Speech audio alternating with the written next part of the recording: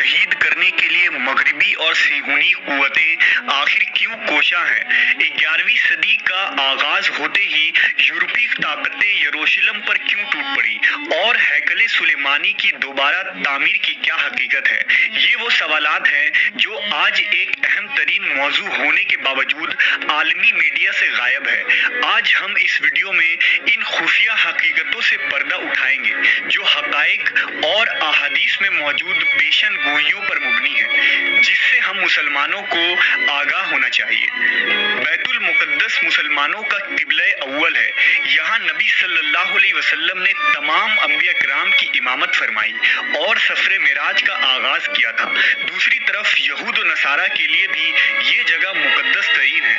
یہودیوں کے مطابق اسی جگہ حضرت ابراہیم علیہ السلام نے اپنے بیٹے کی قربانی پیش کی تھی اور اسی جگہ ہیکل سلیمانی تعمیر ہوئی تھی جو بعد میں تباہ ہو گئی۔ واقعہ کچھ یوں ہے کہ جب قوم بنی اسرائیل کو ہدایت ملی تو ان سے خوش ہو کر اللہ رب العزت نے انہیں تابوت سکینہ عطا کی جو ایک مقدس صندوق تھی۔ اس میں انبیاء اکرام کے استعمال کردہ چیزیں تھیں۔ اس صندوق کے بدولت یہ قوم ہر میدان میں فاتح ثابت ہوئی۔ جب حضرت داؤد علیہ السلام کی حکومت آئی تو آپ نے اس صندوق کی حفاظت کے لیے ایک ہیکل کی تعمیر کا ارادہ کیا جسے 900 قبل مسیح میں آپ کے بیٹے حضرت سلیمان علیہ السلام نے مکمل کیا۔ یہ ہیکل نہایت ہی عظیم الشان اور مضبوط تھا جسے جناتوں نے آپ کے حکم سے تعمیر کیا تھا۔ اس ہیکل کے اندر جس جگہ آپ عبادت کیا کرتے تھے وہیں اس تابوت کو رکھا گیا اور کسی عام شخص کو وہاں داخل ہونے کی اجازت نہ تھی۔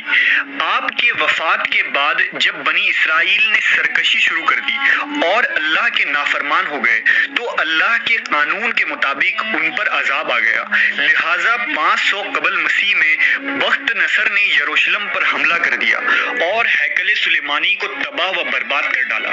پورے شہر میں خون کی ندیاں بہا دی اور لاکھوں یہودیوں کو سرے عام قتل کر دیا گیا۔ آخر اس قوم نے توبہ کا راستہ اپنایا اور اللہ سے مدد طلب کی۔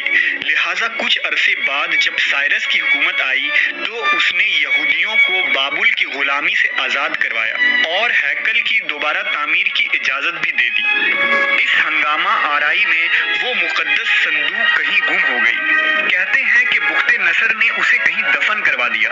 کچھ لوگوں کے مطابق اللہ کے حکم سے وہ صندوق کہیں چھپا دی گئی۔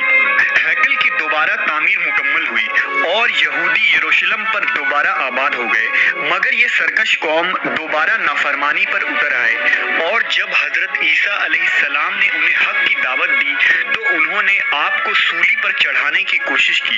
نتیجہ یہ ہوا کہ تاریخ پھر دہرائی گئی اور قانون الہی کے مطابق ایک اور ظالم بادشاہ ان پر قہر بن کر نازل ہوا جسے تاریخ ٹائٹس رومی کے نام سے جانتی ہے۔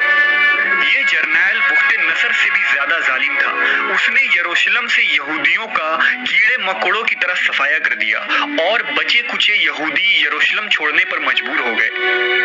جب عربوں میں اسلام آیا اور آخری نبی حضرت محمد صلی اللہ علیہ وسلم کی برکت سے اسلام یروشلم کی سرزمین تک پہنچا تو حضرت عمر نے اپنی خلافت میں اسی جگہ مسجد اقصی کی تعمیر کروائی۔ 1000 سالوں تک یروشلم مسلمانوں کے اختیار میں ہی رہا اور تمام مذاہب کے لیے یروشلم کا دروازہ ہمیشہ کھلا رہا۔ بالآخر 19ویں صدی کے وسط میں جب دوسری عالمی جنگ ہوئی تو برطانیہ اور امریکہ کی سازش سے یروشلم میں یہودیوں کو دوبارہ بسایا گیا اور عربوں کو ایک نہ ختم ہونے والی خانہ جنگی میں جھونک دیا گیا۔ آج یہ یہودی ریاست اسرائیل قبلہ اول کو شہید کر کے یہاں اپنے اس ہیکل کو دوبارہ تعمیر کرنا چاہتی ہے اور اس تابوت سکینہ کو دوبارہ کھوج نکالنے کی کوشش کر رہی ہے۔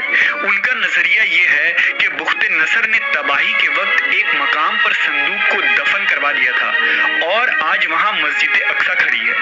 1967 عیسوی کی جنگ کے بعد صہیونی حکومت نے قبلہ اول کے گرد سرنگیں کھودنا شروع کی جس سے مسجد اقصی کو اب تک خاطر خواہ نقصانات پہنچے ہیں۔ رپورٹ کے مطابق آثار قدیمہ کی کھدائی کی آڑ میں اسرائیل نے रिपोर्ट के मुताबिक आसार कदीमा की खुदाई की आड़ में इजराइल ने मस्जिद अक्सा के इर्द गिर्द बेशुमार सुरंगें खोदी हैं जो मस्जिद के अंदरूनी हिस्से तक पहुंच चुकी है। यहूदी अकीदे के मुताबिक जब वो हैकल को दोबारा तामीर करेंगे तो उसके एक दीवार से एक शख्स जाहिर होगा जो उनका मसीहा होगा, और दुनिया में दोबारा गालिब आने के लिए मसीहा का जाहिर होना वाजिब है, जबकि अहादीस के रौ से वो शख्स कोई और नहीं बल्कि दज्जाल होगा।